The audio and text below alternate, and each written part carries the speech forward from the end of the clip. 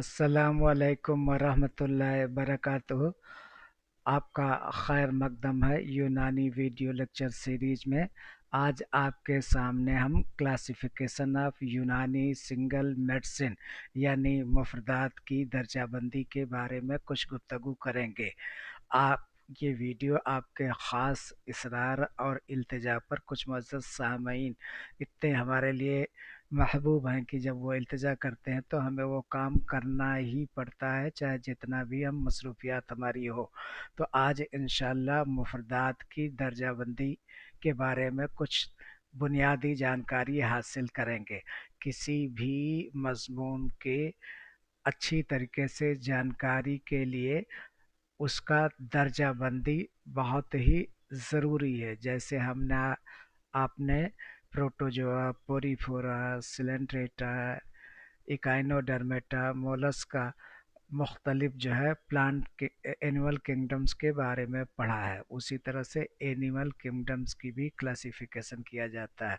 तो यूनानी नुक्ते नज़र से मुफरदात यानी सिंगल मेडिसिन्स की भी दर्जाबंदी की गई है, और दर्जाबंदी की बुनियाद उनके मिजाज या टेम्परामेंट को लिया गया है, या फार्माकोलॉजिकल एक्शन, वो किस तरीके से काम करती हैं, उनका अफ़आल क्या है, इसको बुनियाद बनाया गया है, या किस अज़ू पर काम करती हैं, या किस मर्ज़ में काम करती हैं। इन्हीं चार नुक्तों को ज़हन में रख करके दर्जाबंदी की गई है। आइए हम आगे बढ़ते हैं। ये आपके मुफरदान की आसान सी दर्जाबंदी का एक खाका पेश किया गया है। नंबर एक, मिजाज के एतबार से अकॉर्डिंग टू टेम्परामेंट। दूसरा, अफ़आल के एतबार से, जिसको हम फार्माकोलॉजिकल एक्शंस कहते हैं। तीसरा, आज़ा के एतबार से, किस मखसूस आज़ा पर उनका असर पड़ता है। और तीसरा, मर्ज़ के एतबार से, किस मर्ज़ में इन मुफरदात का इस्तेमाल होता है। तो ये क्लासिफिकेशन दर्जाबंदी के बुनियादी पिलर्स हैं। ये जैसे आपकी बिल्डिंग्स मुख्तलिफ सतूनों पर, कॉलम पर खड़ी रहती है, तो ये कॉलम्स बुनियाद जो है इन चार चीज़ों पर होती है। नंबर एक, मिजाज के एतबार से। दूसरा, अफ़आल के एतबार से। तीसरा, आज़ा के एतबार से। और चौथा, मर्ज़ के एतबार से। अब आइए मिजाज को हम सिर्फ आज के वीडियो में सिर्फ मिजाज के एतबार से किस तरीके से दर्जा की गई है, उनके कुछ मखसूस खसूसियात, मिसालें, इस्तेमाल और एहतियात के बारे में गुफ्तगू करेंगे। इनको याद करना बहुत आसान है। ये हम जो आपको सामने दर्जाबंदी पेश की जा रही, सिर्फ एक नुक्ता आपके सामने रख दें तो आपको सारा जो उन्वान है वो क्लियर हो जाएगा। सिर्फ और सिर्फ आपको मिसाल याद करनी बाकी रह जाएगी। वो ख़ास नुक्ता है, जैसे यूनानी के नुक्ते नज़र से अखलात को चार किस्मों में बांटा गया है। नंबर एक, दमवी अखलात।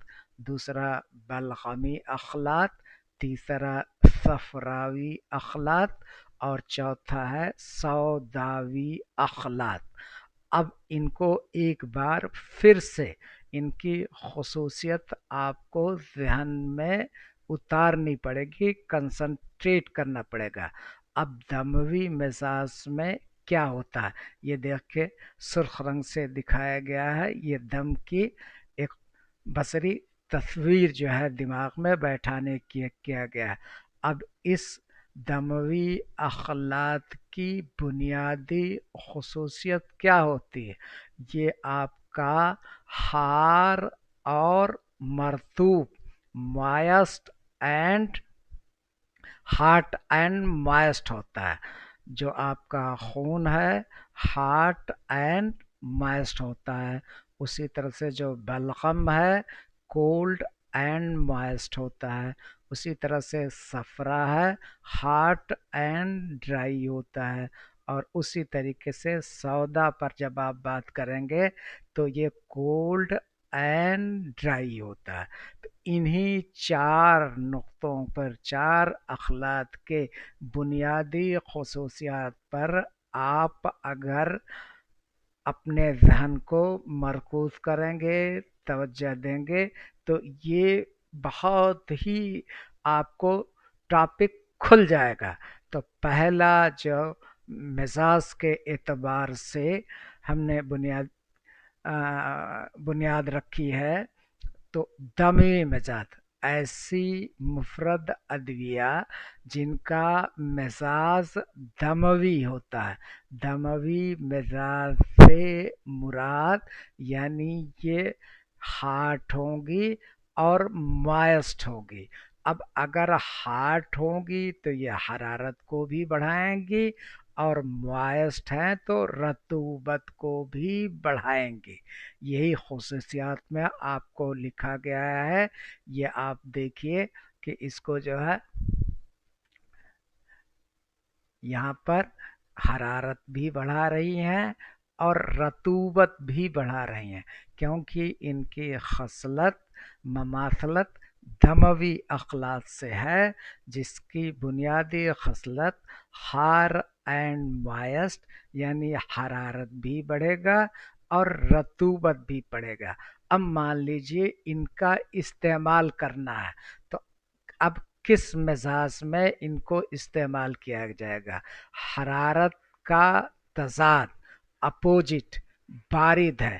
جہاں مزاج بارد یا سرد ہے اور خشکی ہے، خشکی کا اپوزٹ رطوبت.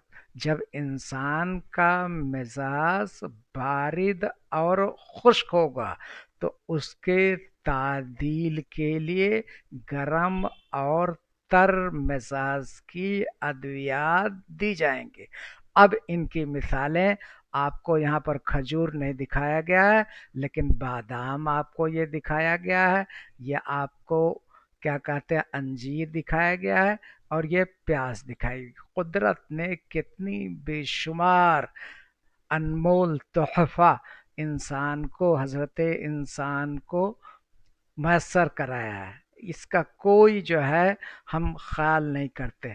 بادام ہے، انجیر ہے، پیاز کتنی آسان سی ادویہ ہے، بہت کم دام میں میسر ہو جاتی ہے، لیکن اس میں اس کو بھی حرارت بھی بڑھاتی ہے اور رطوبت بھی بڑھاتی ہے. اس طریقے سے اس کا مثال بادام ہے، انجیر ہے، پیاز ہے اور کھجور. جناب رسول اکرم صلی اللہ علیہ وسلم کو اجوا کھجور سے خصوصی مناسبت تھی، کھجور سے بھی مناسبت تھی اور اجوا کھجور سے خصوصی مناسبت تھی. تو اس کا مزاج دموی ہے، یعنی یہ ہار بھی ہے اور مائسٹ بھی ہے. اب کہاں استعمال ہوگا؟ جہاں بارد ہے اور خشک مزاج ہے. اب استعمال آگے دیکھیے کہ ذوب، کمزوری، خون کی کمی. چونکہ دموی اخلاط ہے تو خون کی کمی کو پورا کرنے میں ان کی خصوصی اہمیت ہے، جسمانی طاقت کو بڑھاتا ہے. یعنی ذوب کو کمزور کرنا، کم اور کمزوری کو دور کرنا، خون کی کمی کو دور کرنا، جسمانی طاقت کو بڑھانا. اب اس کا ہر جو آپ کو دنیا کے کوئی بھی اجزاء ہو، میٹیریل ہو، ان کی ایک خصلت ہوتی ہے، اور اس خصلت کی بنا پر اگر آپ نے استعمال شروع کیا تو ایسا نہیں ہے کہ ایک دم آخر تک 10-20 سال تک آپ اس کا استعمال کرتے رہیں، یا سال 2 سال تک متواتر کہتے ہیں ہم جو ہے آپٹیمائزڈ استعمال، یعنی بہت کم نہیں، بہت زیادہ نہیں، ایک اعتدال. جیسے مزاج کو اعتدال میں لانا پڑتا ہے، اسی طریقے سے ادویات کا بھی اعتدال میں استعمال ہونا چاہیے۔ اب یہ دموی مزاج رکھنے والی ادویات کا زیادہ استعمال ہوگا تو موٹاپا ہے، سستی ہے اور بلغم یہ وغیرہ کے، چونکہ یہ رطوبت ہے تو اس لیے بلغم کے بڑھنے کا امکان زیادہ ہو جاتا ہے، لیکن ضرورت سے جب زیادہ استعمال کریں گے تب یہ نوبت آئے گی۔ تو گرم اور تر ادویات کا مزاج وہی ہے جو دموی اخلاط کا ہے، اور ان کے آپ کے سامنے تین مثالوں کی تصویر پیش کی گئی ہے، چوتھے کی تصویر نہیں ہے، لیکن آپ بخوبی یادیں ہیں میرے معزز سامعین طلبہ اکرام، بوند بوند سے تالاب بھرتا ہے، قطرہ قطرہ سمندر بنتا ہے۔ اگر آج سے یہ جن ادویات مفردات کا ہم نام لے رہے ہیں ان کی بنیادی کیفیت اپنے ذہن میں محفوظ کر لیں۔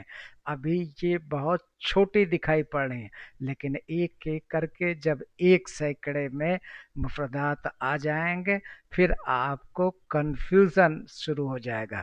اس لیے آج سے ہی آپ کاپی اٹھائیے، قلم اٹھائیے اور لکھیے دموی اخلاط کی صفت والی ادویات۔ مثالیں: اب کھجور، بادام، انجیر اور پیاز۔ اب جب آپ کے ذہن میں ہوگا کہ ان کی خصلت دموی اخلاط کے مانند ہے اور دموی اخلاط کی صفات یعنی ہارٹ اینڈ مائسٹ آپ کے ذہن میں رچی بسی ہے، تو ان تمام ادویات کا استعمال کہاں کیا جائے گا یا خود بخود آپ کا ذہن بول اٹھے گا۔ آئیے آگے بڑھتے ہیں۔ سرد اور تر، یہ بلغمی مزاج، جیسے بلغم کا مزاج کولڈ اینڈ مائسٹ ہوتا ہے اسی طریقے سے سرد اور تر ہوتا ہے۔ اب دیکھیے تین تصویر دکھائی گئی ہے، گلاب اور کھیرا اور اس کے بعد اصل سوس یا ملیٹھی۔ تو اب یہ دیکھیے خصوصیات کیا ہے، حرارت کم کرتی ہیں چونکہ اس کی مزاج سرد اور تر ہے، اور حرارت میں درجہ حرارت ٹمپریچر بڑھ جاتا ہے، حرارت غریزیہ میں اضافہ ہو جاتا ہے۔ اس لیے اگر آپ سرد اور تر ادویات کا استعمال کریں گے تو انشاءاللہ فائدہ ہوگا۔ تو حرارت کو بھی کم کرتی ہیں اور رطوبت کو بھی بڑھاتی ہیں، کیونکہ تری ہے، سردی بھی ہے اور تری بھی ہے، تو اس کو حرارت کو کم کرتی ہے پلس رطوبت کو بڑھاتی ہیں۔ تسکین، سکون انسان کے ذہن کو ملتا ہے، نرمی اور ٹھنڈک پیدا۔ اب مثال کیا ہے، اسبگول، اصلسوس، گلاب اور کھیرا۔ تو اس میں سے تین تصویر آپ کے سامنے پیش کی گئی ہے۔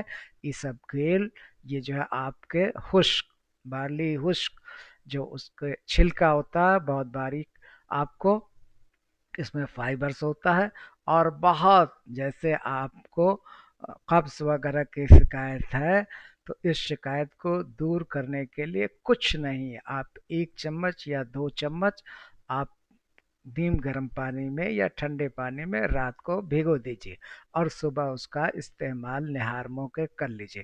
انشاءاللہ معدے کی ایسی صفائی ہوگی جو آپ کو آ کر کے مریض کہے گا کہ ڈاکٹر صاحب نے آپ نے بہت بڑھیا دوا دے دی۔ یہ بہت چھوٹی سی ادویہ ہے لیکن بہت ہی رام بان ہے، بہت ہی فائدہ مند ہے۔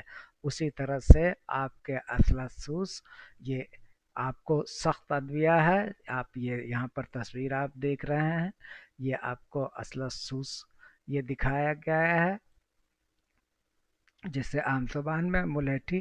اب آپ کی زبان میں کیا کہتے ہیں، آپ کے مقامی زبان میں ہم یہ نہیں کہہ سکتے، لیکن اس کا اسٹینڈرڈ جو یونانی نام ہے اصلسوس۔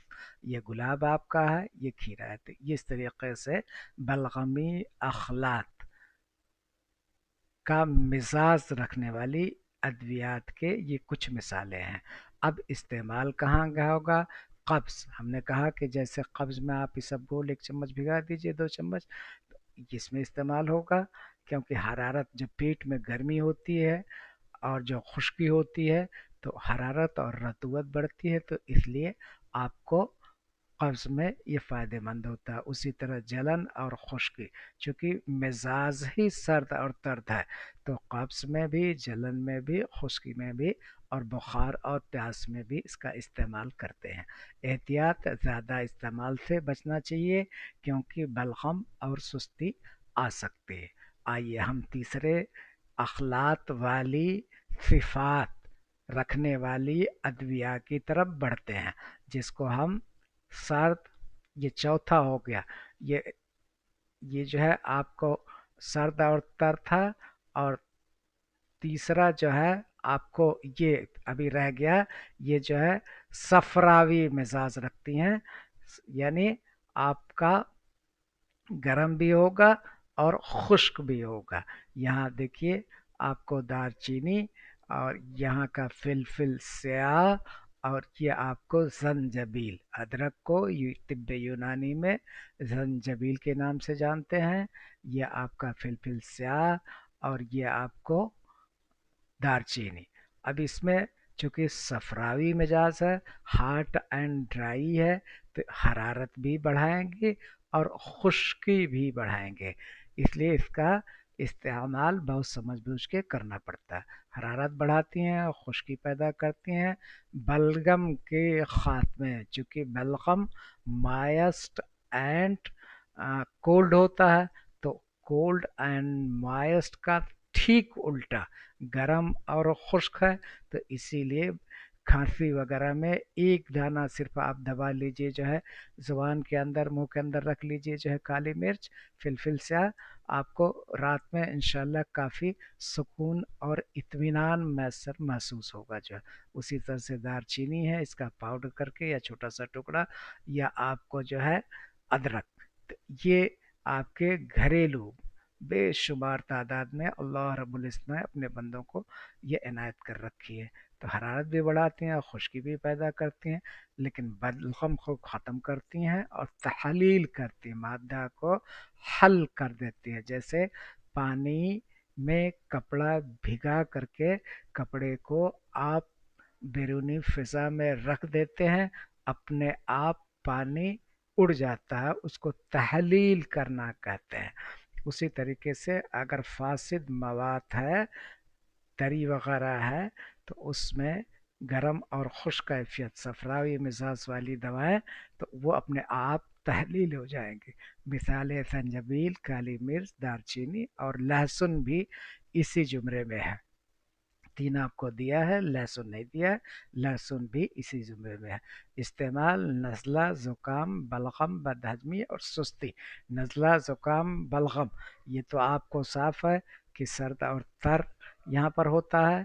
بدہضمی اس لیے کہ جو آپ کو معدہ کمزور ہو جاتا ہے، وہ اس کے اندر سرد کیفیت پیدا ہو جاتی ہے، تو اس کے حرارت غریزیہ کو گرم اور خشک کیفیت کی بنا پر بڑھا دیتی ہے، پیسٹالٹک موومنٹس بڑھ جاتی ہے، اور آپ کے ہاضمے میں آسانی پیدا کرتی ہے، سستی کو ختم کرتی ہے۔ احتیاط ہے کہ زیادہ استعمال سے جلن اور خشکی بڑھ سکتی ہے۔ یہ تیسری ادویہ تھی درجہ بندی، اور چوتھا ہے سرد اور خشک، یہ دیکھیے نیم ہے، اور اس کے بعد یہ انار کا چھلکا ہے، اور یہ آپ کو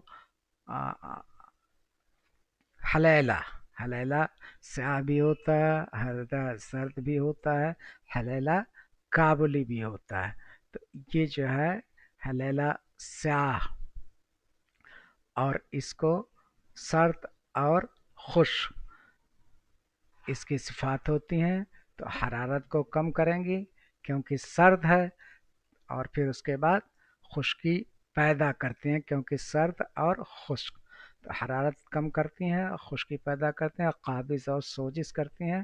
مثال: حلیلہ، انار کا چھلکا، نیم، پھٹکری، اور اسہال، زخم اور جلدی امراض میں اس کا استعمال کیا جاتا ہے۔ نیم بہت ہی مفید ہے۔